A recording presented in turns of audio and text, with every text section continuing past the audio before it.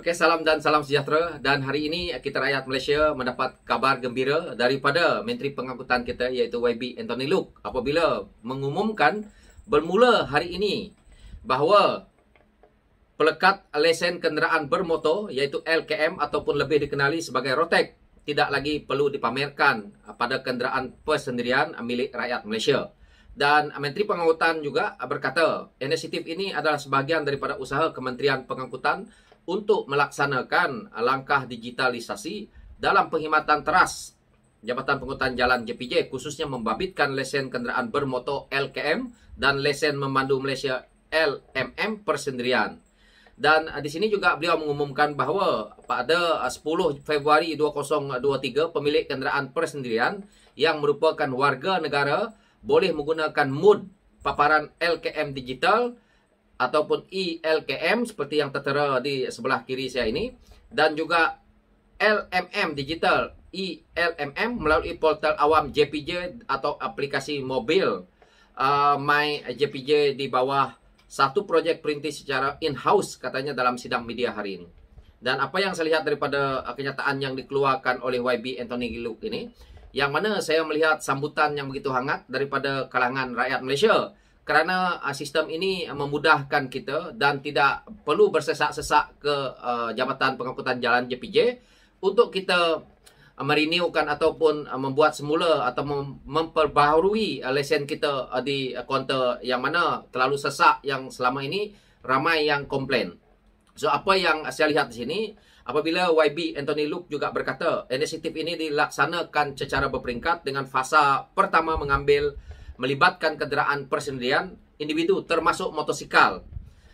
Jadi saya lihat juga beliau di sini mengalu-alukan semua pemandu yang pemilik kenderaan untuk beralih ke platform digital. Dengan apa yang kita lihat hari ini, perbezaan di antara Menteri PN dengan Menteri Kerajaan Perpaduan yang ada hari ini, mereka melihat ke bawah dan mereka merasai nadi rakyat bahawa kita perlu ke depan dengan begitu cepat dan kita tidak perlu lagi menggunakan sistem-sistem lama supaya menyenangkan rakyat. Kerana hari ini kita tahu kebanyakan dalam dunia serba moden ini kita menggunakan barcode.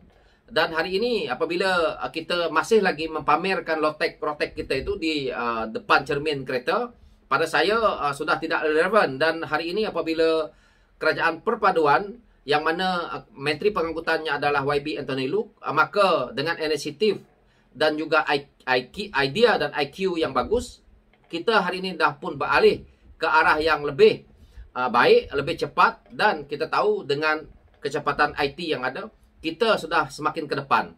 Jadi ini adalah satu idea yang bernas. So saya di sini mengambil kesempatan juga bahawa kita nak bandingkan kerajaan PN dengan kerajaan yang ada hari ini. Kita lihat mereka cuba untuk melakukan berapa banyak penjimbatan kepada kerajaan yang ada hari ini supaya duit rakyat itu tidak dibazirkan. Daripada apa yang kita lihat yang telah pun dilaksanakan ini, yang mana juga rakyat Malaysia akan boleh menjimatkan masa, boleh menjimatkan duit, kerana melalui digital saja kita boleh memohon dan kita juga tidak perlu menampal rotek itu di depan cermin itu yang mana selalu koyak. Saya sendiri berapa kali koyak. Apabila kita buka dia leceh lah orang kata kan. Dan saya harap daripada apa yang dibuat oleh Menteri Pengangkutan kita tidak mendapat bantahan daripada walaon daripada pimpinan-pimpinan Perikatan Nasional, kerana ini adalah satu yang terbaik untuk rakyat. Jadi kalau nak bangkang-bangkang lah benda lain. Saya lihat pemimpin yang ada dalam Perikatan Nasional, mereka tidak ada pun idea seperti ini, terutamanya pemimpin PAS yang saban hari mengkritik benda yang tidak masuk akal, yang remeh-temeh. Tetapi mereka tidak mau membuat idea-idea yang terbaik seperti mana yang dilakukan oleh Kerajaan Perpaduan yang ada hari ini apabila melantik menteri-menteri yang kita lihat mereka bekerja.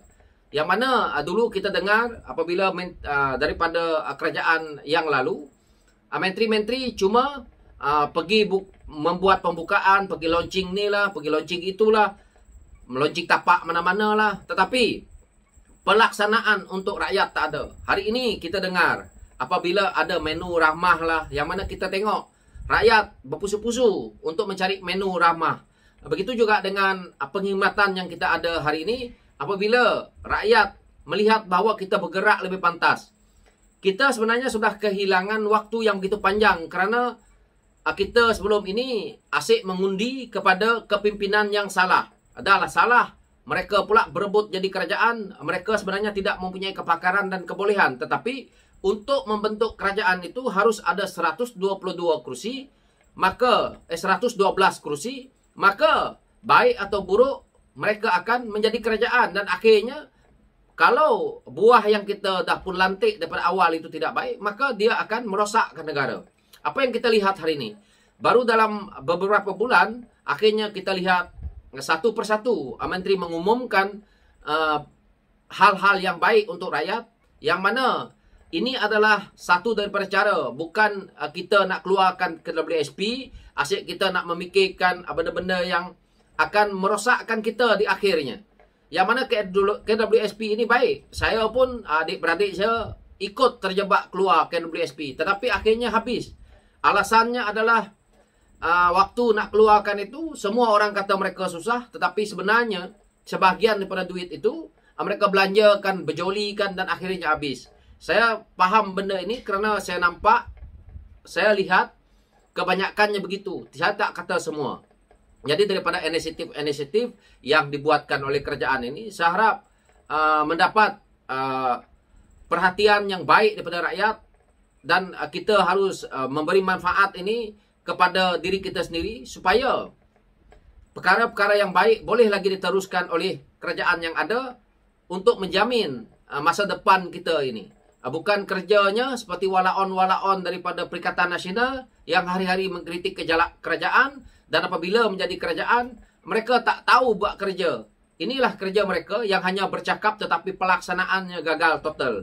Jadi apa yang mereka buat dalam kerajaan, mereka cuma makan gaji buta. Di samping itu mempunyai penasihat yang begitu ramai, mengambil orang-orang sendiri ini tadi untuk bekerja. Tetapi hari ini apabila kerajaan yang ada mengambil anak buah ataupun mengambil anak, dipertikaikan sedangkan tak dibayar gaji. Tetapi pimpinan PAS rata-rata kita tahu mendapat jawatan dalam JLC sewaktu kerajaan yang dahulunya memerintah.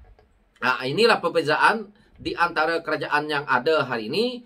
Pimpinan yang amat berhormat Perdana Menteri kita iaitu Datuk Seri Anwar Ibrahim apabila berjaya meletakkan orang yang mempunyai kebolehan, kepakaran dalam untuk menjaga setiap kementerian. Dan hari ini kita melihat sedikit demi sedikit membuahkan hasil. Dan kita lihat tidak berlakunya pemborosan, ketirisan yang mana melibatkan duit rakyat. Itu sebenarnya yang paling utama dalam kita menjadi kerajaan. Dan apabila penjimatan itu berlaku, maka hutang negara kita boleh kecilkan. Dan apabila hutang negara sudah mula kita boleh turunkan, boleh kita selesaikan dengan baik, maka kemakmuran itu ada kepada kita rakyat. So, kita fikir-fikirlah. Lepas ini, pemimpin yang kita nak pilih, kita jangan fanatik kepada partinya. Tetapi siapa dah pemimpin itu. Jangan kita melihat ke arah apabila mereka memberi hujah isu perkoman dan agama, akhirnya kita mempercayai. Apa yang terjadi di Perak, hari yang mana kita tahu, semalam sudah pun minta maaf kepada Datuk Seri Anwar Ibrahim, yang mana dulu sebelum habis PRU ke-15, demi nak menang kerusi, memfitnah orang. Dan apabila nak disaman sebanyak 5 juta, minta maaf begitu mudah. So, saya tidak nak kita rakyat memilih tokoh yang salah. Itu pencerahan saya. Sekian, terima kasih. Thank you.